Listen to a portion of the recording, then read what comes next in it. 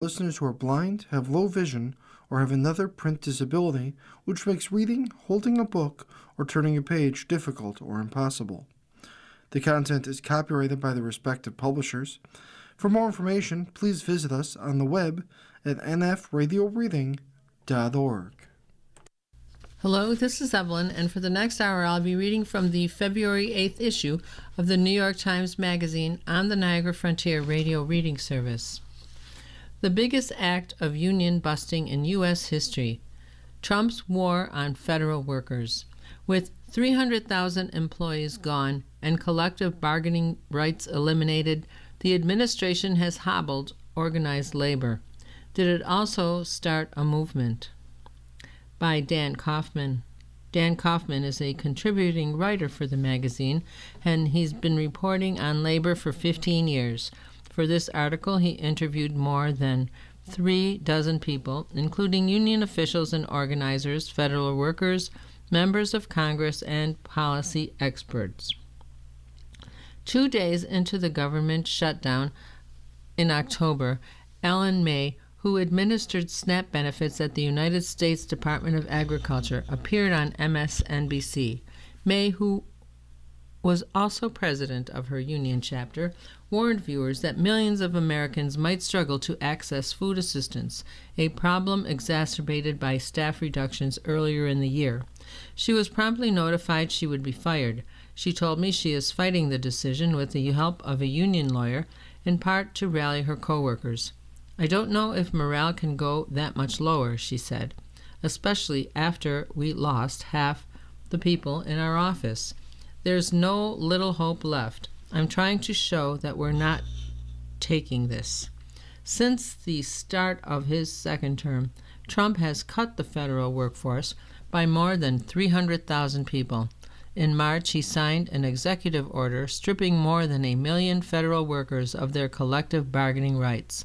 The order invoked a provision of the 1978 Civil Service Reform Act that exempts the government from extending bargaining rights to workers at agencies whose primary function is national security. It affected more than 30 agencies and agency subdivisions, including the Food and Drug Administration and the USDA, but not paradoxically many workers actively involved in national security, such as Border Patrol agents, whose union endorsed Trump in the 2024 election. A week before the shutdown, Russell Vought, the head of the Office of Management and Budget, urged federal agencies to use this opportunity to further dismantle the federal workforce. Soon Trump was threatening to withhold back pay from furloughed federal employees, in defiance of a 2019 law he signed in his first administration. I would say it depends on who we're talking about, he told reporters. There are some people that really don't deserve to be taken care of. As they had all year, federal labor unions were struggling to find a way to respond. The federal government is the largest employer in the country, with more than 2 million civilian workers who might perform coastal restoration, ensure food safety, or administer Social Security benefits. The American Federation of Government Employees, or AFGE, the largest federal labor union, relied on tactics it had used for decades, lobbying and filing lawsuits.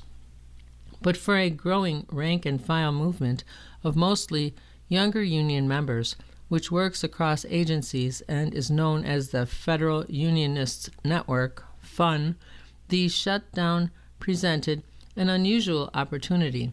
Like the progressive upstarts challenging the old guard leadership of the Democratic Party, FUN is pushing the national unions to fight the Trump administration more vigorously.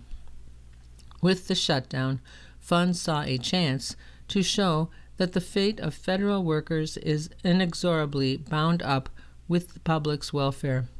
The group hoped to capitalize on the outcry over cuts to government jobs and services that have had an impact on blue and red states alike. More than 80% of federal employees live outside the Washington metropolitan area. Members held rallies to encourage Senate Democrats to keep up their filibuster as lawmakers sought to pressure the administration to extend Affordable Care Act subsidies. FUN also staged actions to draw attention to the services under threat, drawing on a labor strategy known as bargaining for the common good. At a food drive outside the USDA, more than 100 federal workers donated some 1,600 pounds of food and $20,000 for food banks. But as the shutdown wore on, Everett Kelly, AFGE's president, had become increasingly worried that it was federal workers who needed those donations. In late October, he woke up to reports of federal employees standing in a food bank line. Not long after, he volunteered to serve food at a church mission in Maryland. I saw little children of federal employees coming through the line, Kelly told me.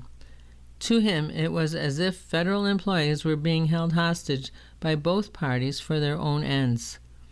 On October 27th, Kelly effectively called on Democrats to end their filibuster. To FUN members, AFGE's willingness to capitulate was emblematic of the problems with Kelly's approach, a narrow focus on the short-term hardships of its members at the expense of the larger political battle.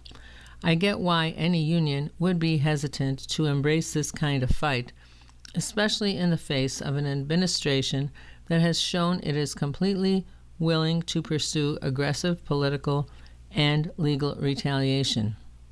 Chris Doles, FUN's co-founder, told me, that's why it has to come from below. That's our entire project. How do we give voice to federal unionists who are willing to take some risks that the unions aren't willing to? 2 days before the shutdown ended, Kelly lashed out at FUN during a meeting of the AFL-CIO Executive Council, which comprises more than 50 leaders from its affiliated unions, suggesting that the group's continued support of the Democratic filibuster was undermining AFGE. He didn't go into great detail, but it was intense, one union president recalled, speaking on the condition of anonymity in order to talk candidly about an internal meeting. At the time, the Department of Transportation was canceling a significant percentage of flights across the country because of a shortage of air traffic controllers, and pressure was building on the administration. The union president shared FUN's position and speculated that many others on the council did too. It was just at the point of maximum pressure, he said, noting that polling showed the public blamed Republicans more than Democrats for the shutdown. Kelly credited AFGE for kick-starting the process that reopened the government, but to Doles and other members of FUN, the union merely provided Democrats with cover to justify giving in. Kelly told me that members who wanted the filibuster to continue were few and far between, but many AFGE workers I spoke with felt betrayed by his decision. Mac Ap Govanen, a member of AFGE and a FUN activist who reviews disability claims at the Department of Veterans Affairs, was enraged. I felt like my voice had been taken away. The shutdown and the response to it exposed the underlying weakness of federal unions, which have been largely moribund for decades. Before Trump's second term, many federal workers rarely thought about their unions, if they belonged to them at all. In 2023, only a quarter of eligible federal workers were union members. Federal unions are open shop, meaning no one is required to belong or pay dues, even though the union is legally obligated to represent all the workers in their bargaining unit. And since 1962, when federal workers were first granted collective bargaining rights, they have been explicitly prohibited from striking, significantly reducing their leverage in negotiations. Trump didn't just end collective bargaining rights. He also eliminated automatic payroll deductions of dues, depriving unions of much-needed funds to contest the administration's policies. In August, AFGE was forced to lay off 30% of its staff as money dried up. AFGE punches below our weight because we have failed to organize members appropriately for a long time, says David Casserly, an AFGE member and an attorney for the Department of Labor, who emphasized he was speaking in his personal capacity and not for the department. The union was sold to them as if it were selling them their job insurance. So once we're not providing that anymore, they have no reason to be a member of the union. Trump's executive order was the biggest act of union busting in U.S. history, Joseph McCartin, a labor historian at Georgetown University, told me. Roughly 80% of unionized federal workers lost their bargaining rights. McCartin views it as far more radical than when Ronald Reagan broke the air traffic controllers union following its 1981 strike. The Reagan administration never tried to uproot collective bargaining root and branch, he says. It never challenged the idea that collective bargaining had a place in government. Federal workers already had the fewest collective bargaining rights of any unionized employees. They are not only barred from striking, they are not even allowed to assert the right to strike, nor can they bargain for higher wages or benefits. The crisis is that federal workers have ended up with a system that most other union members would not accept to begin with, says David Kusnet, a former staff member of the American Federation of State, County, and Municipal Employees, one of the country's largest public employee unions. In many countries, labor unrest has often served as a political counterweight. A wave of public employee strikes in France in 1995 essentially shut down the country for weeks, forcing the conservative government to abandon several proposed cuts to the welfare state. And in 2024, South Korea's second-largest union called for a general strike in the wake of the president's declaration of martial law, a move that helped persuade him to back down. If we could strike, I'm not implying anything, I think it would make a big difference, Kelly, the president of AFGE, told me. Federal workers have struck before, notably in 1970 when 200,000 postal workers staged a wildcat strike that won them higher wages and the right, unprecedented for employees of the federal government, to bargain for wages and benefits.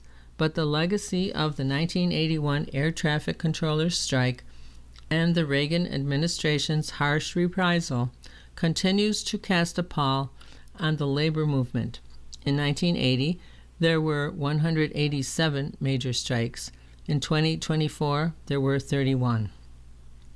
Liz Schuler, the president of the AFL-CIO, who represents 15 million private and public sector workers, told me that internal data shows workers are not ready for a general strike. We are not there, she said. There's a lot of deep education and mobilization that's happening within our unions to get us ready for a moment where we might need to strategically call for a one-day strike or a strike in a particular industry. McCartin says that Schuler and other labor leaders have been too risk-averse given the stakes.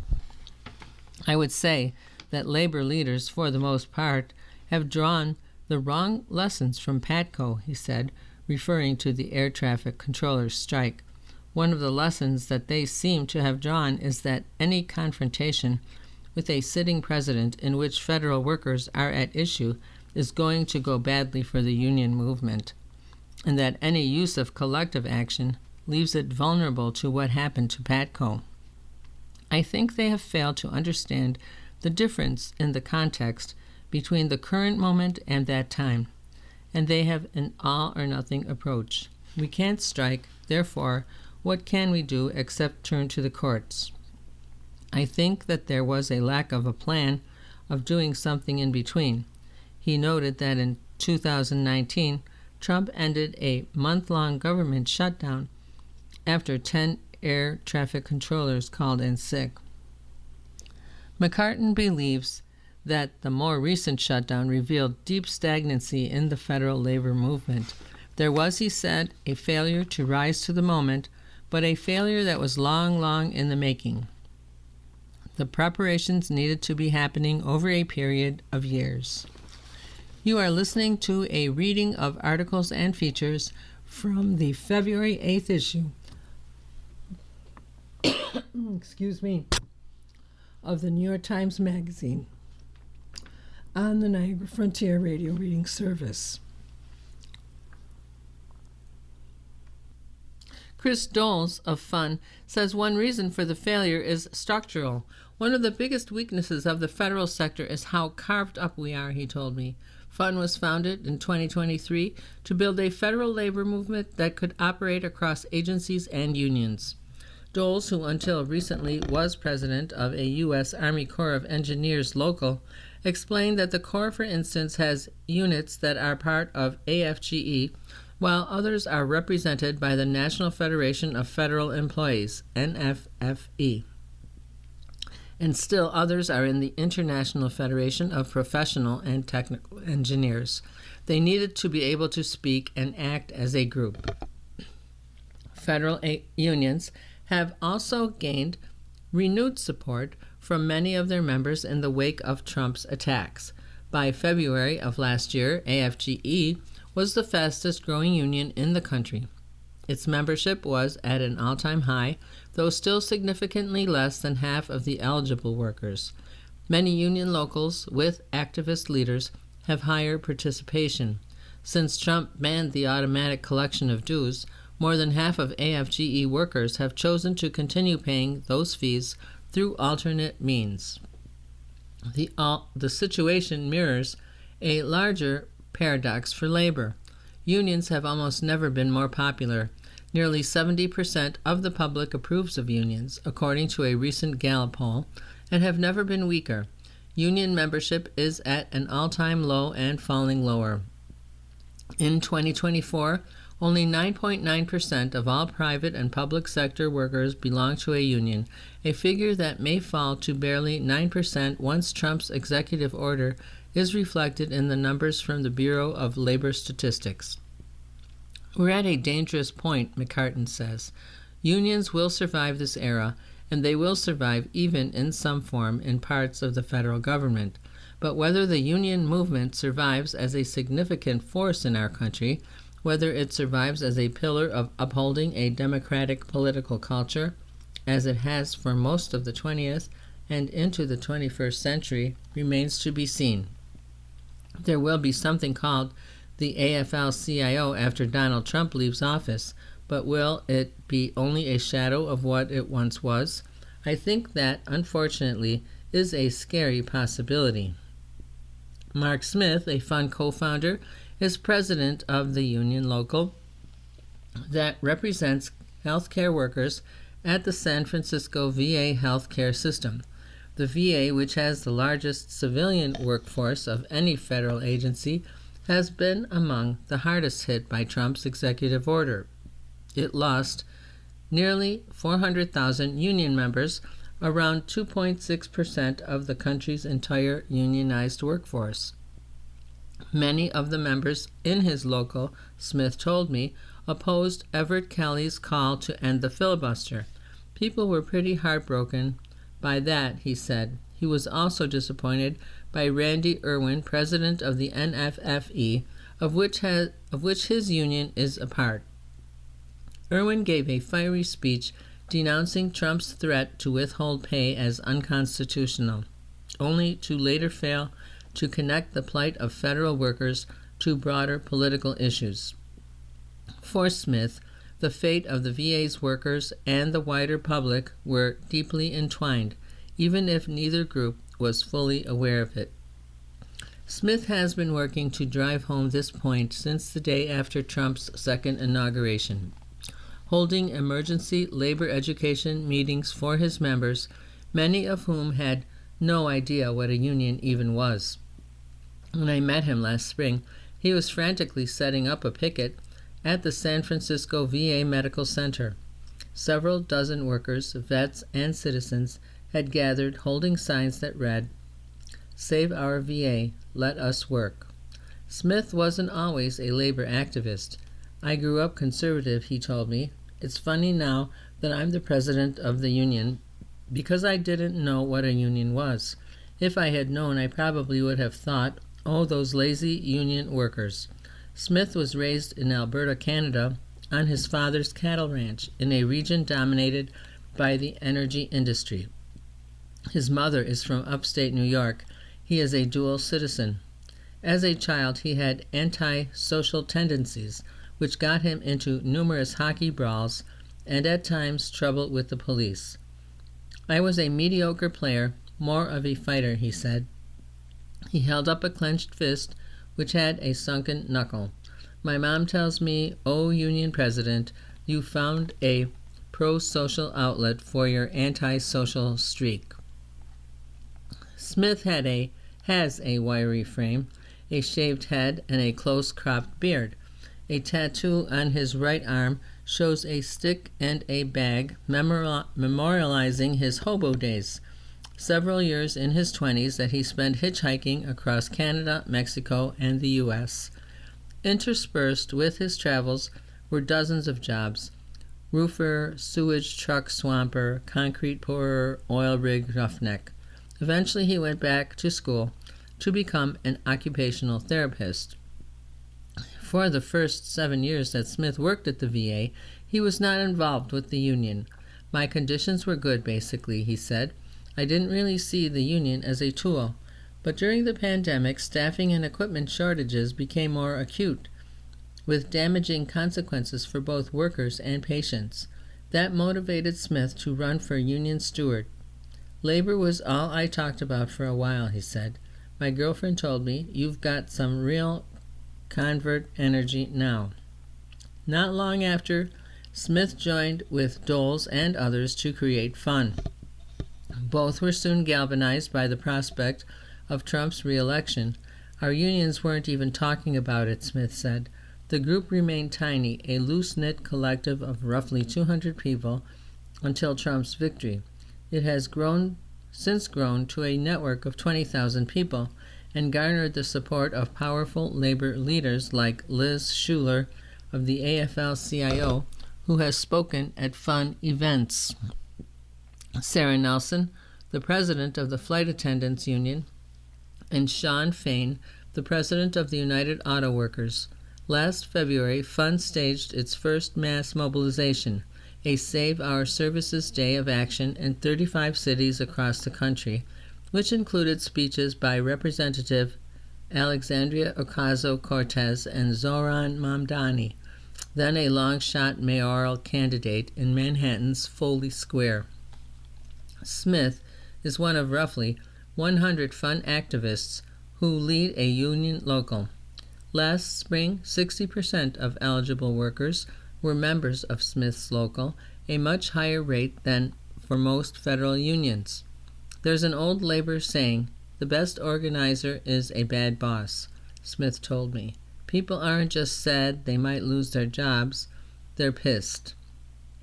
Trump's executive order was held up for some agencies by litigation until early August, when an appellate court in San Francisco lifted a lower court's injunction. One rationale the court gave was that the order was motivated by national security, not by retaliatory animus, as plaintiffs had argued, even though the White House's own fact sheet claimed that canceling collective bargaining unit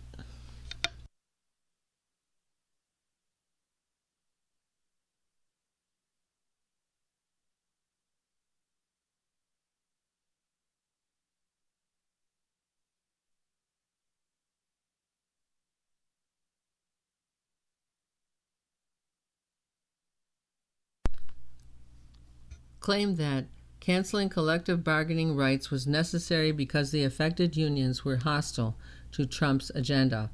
A few days later, the Secretary of the VA, Doug Collins, terminated the agency's contracts with 5 of its major unions, including Smith's. Smith's then received notice that the local's office had to be cleared out immediately. He had filed his first grievance there for a group of workers who hadn't been paid properly for on-call duty over several years.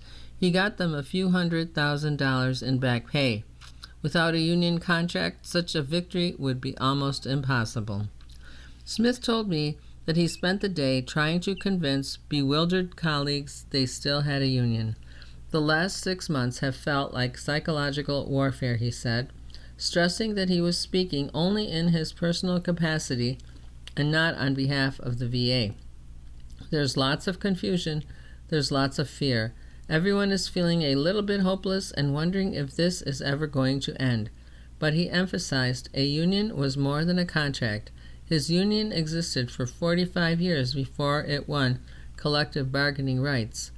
This feels like the fight of this generation, he said. When I spoke to Smith again recently, he admitted how difficult that fight had become. People are dropping off in dues. The longer that we go without collective bargaining rights, he said, it's a slow drip. Smith worries that as VA membership in the NFFE dwindles, other workers, whose economic motivations align more closely with Trump's agenda, have gained power. Workers at Geo Group, a private prison company that has received billions of dollars in contracts to expand and maintain ICE facilities, now comprise one of the fastest growing sections of the NFFE. Some federal unions include both public and private sector locals. In an editorial in the Bergen Record, NFFE's president, Randy Irwin, defended the reopening of an ICE detention facility in Newark and criticized those who had protested outside it as misguided. On August 28th, Trump released his Labor Day proclamation, calling the American worker the living embodiment of the American dream. Just moments before, he had signed an executive order that stripped half a dozen more agencies of their collective bargaining rights. Still, Smith and Doles saw signs of hope for labor, even in some unlikely places. In early December, the House passed the Protect America's Workforce Act, a bipartisan bill that would restore collective bargaining rights to federal employees. 20 Republicans voted in favor of the act, perhaps the clearest sign yet of a backlash against the decimation of federal labor rights, though it's unlikely to pass. I've always believed in collective bargaining. Mike Lawler, a Republican congressman from New York and co-sponsor of the bill, told me, I fundamentally believe that when the government enters into an agreement, you have to uphold that agreement. You can't just wipe it away with the stroke of a pen. Representative Rob Bresnahan, a Republican who also supported the bill, told me that for him his North Star is always northeastern Pennsylvania. He emphasized that his district is home to 10,000 federal workers who are employed at a VA hospital, an Army depot, and a federal prison, among other places.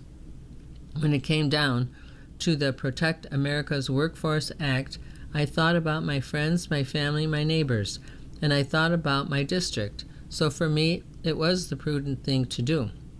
Around the same time, Governor Spencer Cox of Utah, a Republican, signed a bill repealing one of the most restrictive labor laws in the country, which banned collective bargaining for the state's public workers. Cox signed the bill into law earlier in 2025, but teachers, firefighters, and police officers spearheaded a successful referendum campaign to repeal it, pushing the state legislature and Cox to do so preemptively. The Trump administration, however, has continued to double down. In October, it made indefinite a federal hiring freeze in place since January of last year. 2 months later, the Washington Post reported that the VA would be cutting as many as 35,000 unfilled healthcare positions. A spokesman told the Post that the jobs were being eliminated because they were no longer needed and had been empty for more than a year. He left unmentioned the severe staffing shortages of doctors and nurses documented by the VA's Inspector General in August. Collins later called the Post's story fake news. The budget deal that ended the shutdown lasted only through January. Congressional Democratic leaders, however, were showing little appetite for another shutdown, with House members agreeing to a new spending package even as the administration was threatening to cut off all funding to states with so-called sanctuary cities. But after the killing of Alex Preddy, a VA nurse and an AFGE member, by Border Patrol agents in Minneapolis, many Senate Democrats said they would not vote for any deal that additional money for the Department of Homeland Security. FUN, Doles told me, would support a shutdown over funding for DHS given what was at stake. Whether or not a shutdown happens, entire agencies, the U.S. Agency for International Development, the Consumer Financial Protection Bureau, have already been effectively dismantled. This administration has been shutting down the government piece by piece all year long, Doles said, and those are permanent shutdowns. You are listening to a reading of articles and features from the February 8th issue of the New York Times Magazine on the Niagara Frontier Radio Reading Service. For Doles, the Republican support of the collective bargaining bill suggests the tide might be turning. There are cracks in the Republican MAGA coalition, even if we need a lot more, he said. But there were cracks in the unity of federal unions, too. In mid-January, FUN staged a rally outside the Senate building, co-sponsored by all the major federal unions, to push the Senate to restore collective bargaining rights. The day before, AFGE pulled out. Doles downplayed the defection. No one else dropped out, and hundreds of workers from across the federal sector, even dozens of AFGE members, showed up. More important than the rally, there were at least 100 new organizing drives of non-unionized employees across the federal sector last year. The federal labor movement has been a sleeping giant for a long time, Doles said. Trump woke it up. Screenland. A group of TikTokers tried to detox their timelines. The memes were too strong. The attempted Great Meme Reset reveals how inescapable the incoherent internet has become. By Sophie Hagney. It's really over, says the TikToker at JoeBro909. TikTok's washed. In the video, a conversation he's having with a character also played by himself at JoeBro909 and his alter ego can't find any new memes to send each other. When a new one appears on his screen, he tries to send it, but within seconds declares, "The meme's dead, it's not funny anymore." The lifespan of a meme's humor has grown impossibly short, creating what he calls the TikTok drought. Then he has an epiphany. There needs to be a total reset, a kind of cleanse, one that will lead to a return of the good old days when memes were actually funny. This video was one of many that helped ignite a fantasy on TikTok late last year, the Great Meme Reset. On January 1st, 2026, the internet, and especially the corner of the internet that is TikTok, would be purged of its viral inside jokes, images, and word salad formulations. If not all memes, then at least memes that originated after 2016 or maybe 2018, or at least the memes from last year. No more 6-7, no more Niche Baby, no more Domer, no more Cassius Thundercock, no more Ballerina Cappuccina and Trallalero Tralala. One self-appointed meme explainer says in a video for confused adults. As the calendar year flipped, in a Cinderella-like moment, these memes would vanish. TikTokers vowed instead to flood the algorithm with OG memes, silly images or out-of-context photos you could chuckle at with little prior knowledge, many of which originated in pop culture. The images of an overweight Bugs Bunny known as Big Chungus, for instance, or the Squidward dab, or the classic Shiba Inu before it was co-opted by Elon Musk for his Department of Government Efficiency. Some calls for the reset were couched in quasi-earnest concern for the degraded state of the internet and even society. People of the world, I know things are looking pretty grim, and we're all worried about AI and where the world is going. A stick figure animation in tones in a high-pitched, synthy voice in one video. But it doesn't have to end like this. Most of it was jokier. A bunny, Big Chungus of course, standing in front of a montage of war scenes, captioned, "Me and the boys in the great meme reset war of 2026. The word spread. Stop memeing nonsense and return to the days of yore." Memes were never the pinnacle of logic, but they have descended almost entirely into the realm of nonsense. Take 6-7, the 2025 phenomenon of kids making a series of hand gestures and yelling out 6 and 7. This was funny to people precisely because it meant nothing. It was trace evidence of the way online content is melding our overstimulated brains, producing in-jokes that can't really be explained. It's no wonder their life cycles are so short. How long can you laugh at something you barely understand just because everyone else is?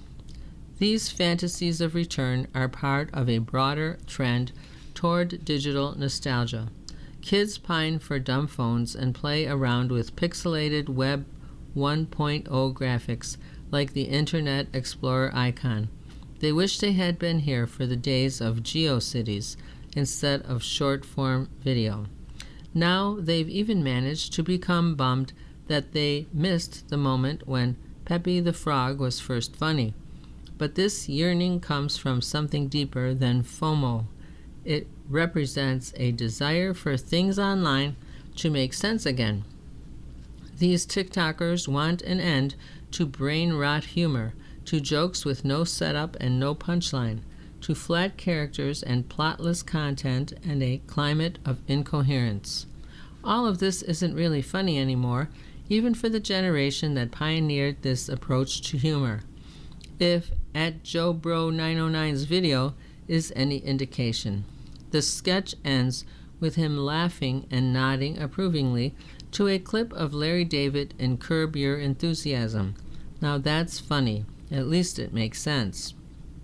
The hope, the dream of the great meme reset was of a kind of self-generated Y2K. If Y2K was envisioned as a digital calamity that would translate into real-world problems, would the banks all fail because we had put too much trust in computers? Then the fantasy of the great meme reset was something like its opposite, a human-driven intervention into a digital realm that seems to be spiraling out of our control. It would be an attempt to wrangle the algorithms back into our own hands and correct what they seem to be doing to our brains, or at least to our jokes. Of course it failed. This was all but guaranteed. Even its creators seemed only half serious. A sudden coordinated purge of content is neither how digital interactions really work, nor how algorithms operate. The new memes were going to be hard to outpace and replace. TikTok spoon feeds users videos based on what they've already liked and shared. If that was niche baby, and 6-7 more of that content will surface and resurface. Individuals don't have as much control as they like to think, and brain rot remains firmly lodged in the annals of the internet. In fact, incoherence might be, paradoxically, what gives this brand of humor its staying power. A clip of Larry David is vintage funny, and vintage funny is almost certainly funnier. But it belongs to a different time and a different medium. Curb Your Enthusiasm was on television, with its situational dramas, at least loosely scripted, and unfolding plot lines. But we've lost the plot, and so, therefore, have our jokes. You can't eradicate Ballerina Cappuccina any more easily than you can shake the smartphone-induced feeling that nothing makes sense. All that's left to do is laugh into this vacuum of logic. Because what is brain rot humor really but a response to the brain rotting conditions under which we live? It reflects and refracts the sense many of us have that living online is making us stupider, that we're overstimulating ourselves to the point of dullness, and that we can't stop.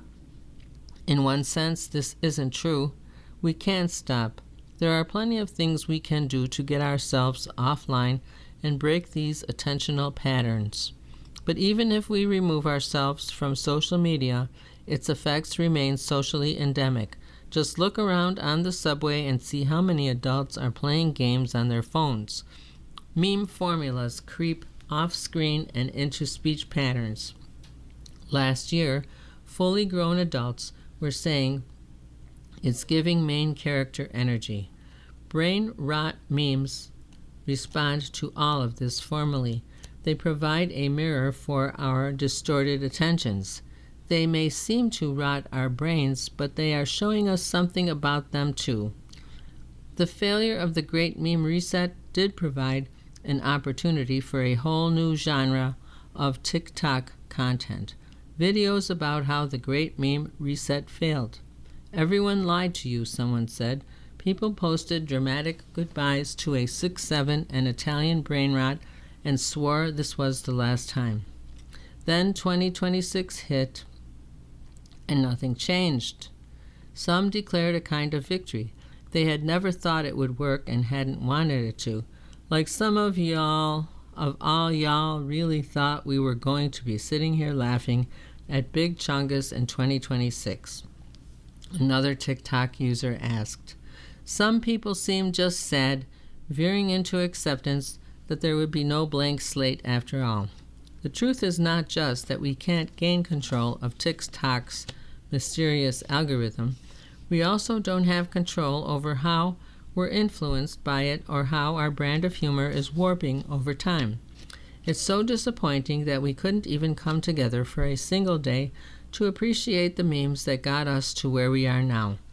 At Noah Glenn Carter opened emotionally. Everyone just decided that they love the brain rot memes, and they're clearly here to stay.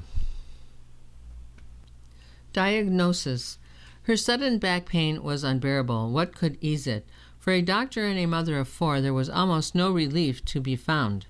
By Lisa Sanders, MD. The 42-year-old woman walked with her twin sons and older daughter through the nearly empty walkways at Legoland. She was grateful that her children were old enough to go on the rides without her, but said that she felt too awful to join them. For the past 5 months, she had been tortured by pain boring into her back, an inch to the left of her spine, and it was as if a drill were driving past her ribs to someplace deep inside, so specific, so localized that she felt she could draw a circle around it. She helped her kids board each ride, pointing out the bench where she would be waiting for them. Sitting barely helped. No position was comfortable anymore, but standing for a long time was simply impossible. The pain had come on suddenly. One June morning she woke up and there it was. When it lasted all day and was still present when she woke the next morning, she went to the MedStar Georgetown University Hospital emergency room near her home in Washington. Imaging and blood tests didn't reveal the cause. She had a pretty significant anemia, she was told, but the medical team didn't find anything that could have caused this agony. Over the next several months, the pain spread to her left flank just above her hip bone. It was a pressure-like pain unlike anything she had ever felt. The woman was a pediatric ophthalmologist. For most of her career, she spent her days on her feet examining children in her office and at the Children's National Hospital. It was a physically demanding job. She was often tired, and from the very first days of her residency training, she became lightheaded with the hospital rounds that kept her standing for hours. This despite the fact that she wore prescription-grade compression stockings to help her throbbing varicose veins. Between patients, she often had to rest on the metal trash cans that dotted the hospital hallways. But that, though uncomfortable and unexpected given her age, was manageable. These new pains in her back and side made patient care too difficult. That fall, she made the transition to a desk job far away from the part of doctoring that she loved most. You are listening to a reading of articles and features from the February 8th issue of the New York Times Magazine on the Niagara Frontier Radio Reading Service. Her primary care doctor and longtime OB/GYN were baffled by her pains. She sought opinions from a long list of subspecialists, a rheumatologist who looked for evidence of an autoimmune disease but found none, a hematologist who suspected that her anemia resulted from her heavy periods but saw nothing more, a specialist in rehabilitation medicine who sought a cause for her pain in her spinal column but didn't find that either. She had a dozen imaging studies and an uncountable number of tests of her blood and urine. They confirmed the anemia but shed little additional light. She started having trouble sleeping. The only position that didn't worsen the pain was on her stomach. There were other symptoms, more irritating than painful, but new and hard for her to understand. She developed constant nausea and heartburn. Her appetite vanished and she lost a lot of weight. She saw a gastroenterologist who found mild gastritis. Treating that helped enough that the weight loss subsided, and she couldn't raise her arms past the level of her shoulders without them falling asleep. After just a few minutes of reading in bed, they would go numb. The woman, frustrated by the lack of answers, began to review her own medical records. She noticed that several of the imaging studies reported a finding she had never heard of: pelvic congestion syndrome. She asked her doctors about it, but none of them thought it was likely to be the cause of the symptoms she had developed. Pelvic congestion syndrome, PCS, occurs when blood doesn't move through the veins normally, whether because of some kind of obstruction or because the valves that normally keep blood moving against gravity back toward the heart stop working. This causes the veins coming from the organs in the pelvis, including the uterus and ovaries, to dilate and blood to pool, a type of varicose vein of the pelvic vessels. Like varicose veins on the more visible parts of the body, PCS is more common in women who have had children because pregnancy itself causes the vessels to enlarge. Patients with this syndrome often describe a kind of pelvic heaviness and report that sex becomes painful. While PCS is a common cause of pelvic pain, many women with no pain at all have imaging that shows some evidence of the syndrome. So the significance of the finding is not always clear to physicians. As the woman read about the various causes of pelvic congestion, her interest was piqued by the colorfully named nutcracker syndrome. In this unusual disorder, a change in anatomy, often weight loss, spurs a shift in the position of a large blood vessel called the superior mesenteric artery, causing it to press on the vein draining the left kidney and blocking the flow of blood through the vessel. The blood that needs to return to the heart and lungs to be reoxygenated and repumped has to find a new path from the kidney back to the heart. The unimpeded veins fatten with the additional blood, and new collateral veins form. These changes cause pelvic congestion. The woman was intrigued. The location of her pain seemed close to where the compression would be happening. She called a gynecologist friend. Had she ever heard of nutcracker syndrome? Was it a thing? Her friend was quiet for a moment. Not really, she answered. That was discouraging to hear, and yet, as the woman read more about the symptoms, it seemed as if she were reading about herself. Last summer, 2 years after her pain first started, the woman and her husband invited 2 friends, a couple, over for lunch. The husband, Emmett Linsky, is an interventional radiologist who specializes in treating pelvic pain and fibroids. He and his wife had known the woman since medical school and ended up practicing in the same hospital. Because of their long friendship, the woman felt comfortable bringing up the topic of her pain at lunch. She hoped he would offer to review her scans, and he did. She gave him written permission and crossed her fingers. That night her phone buzzed. "Took a look at your MRI," Linsky texted. "Pretty sure you have nutcracker on the MRI," he said. "There was no question that most of your symptoms are from those findings." Her relief at the certainty of this diagnosis was immediate. She wrote back, "This is ironically the best news I have heard in 2 years. To possibly have an answer and a way forward is really promising." She and her husband celebrated the diagnosis with a glass of champagne. Nutcracker syndrome and PCS are each rare enough that many doctors don't know much about them. Treatment is still controversial. Historically, it involved surgical replacement of the renal vein or moving the left kidney down or over to the right side. Stents were thought to be a less invasive method of opening up the crimped vessel, but in the early attempts, some stents would migrate to the heart or another organ. In 2019, newer stents were introduced that were said to carry a lower risk of being dislodged, though only a handful of studies of these new devices have been published. The patient had a stent placed last October. Almost as soon as she woke up from the procedure, she could feel the difference. The pain in her left side was completely gone. The pain in her back was better, but it was more than just that.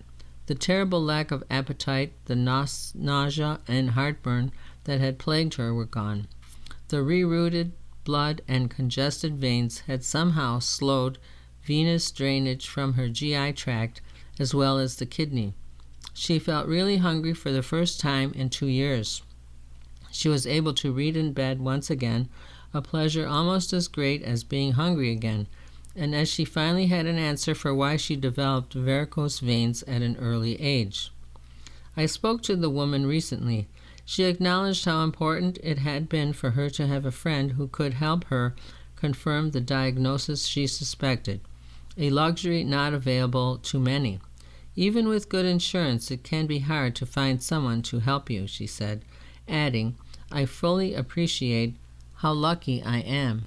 You've been listening to a reading of articles and features from the February 8th issue of the New York Times Magazine. Your reader has been Evelyn. Thank you for listening. Coming up next on the Niagara Frontier Radio Reading Service of the USA Today. And then following that at 2 o'clock is episode number 37 of Mark Twain by Ron Chernow. Stay with us for these readings and more.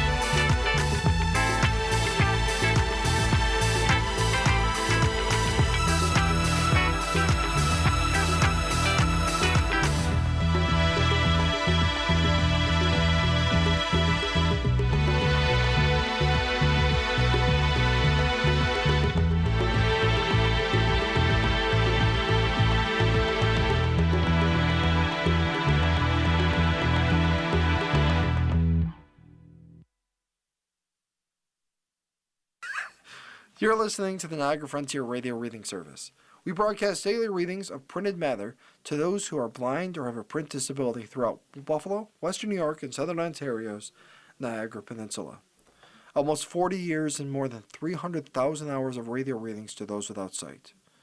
Our broadcast signal is provided at no charge by WNET. Niagara Frontier Radio Reading Service broadcast studios are at 1199 Harlem Road in Cheektowaga. Please let others know about your Niagara Frontier Radio Reading Service.